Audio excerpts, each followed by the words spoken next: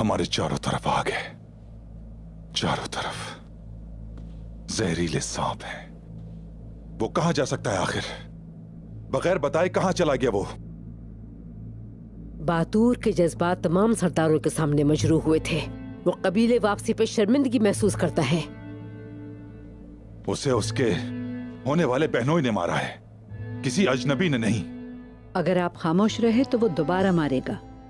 उसने कौन सी गलत बात की थी कि उसने मेरे बातूर को थप्पड़ मार दिया? देखो कैसे बुरे दिन आ गए।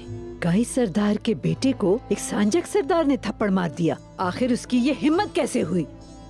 अल्लाह हमारी किस्मत को मेहरबान करे। क्या हम अंदर आ सकते हैं दुंदार साहब? आ जाओ बोरान।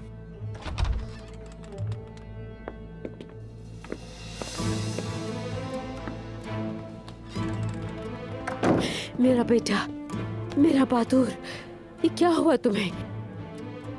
बतूर, ये क्या हुआ? जंगल में हमला हुआ मुझ पे।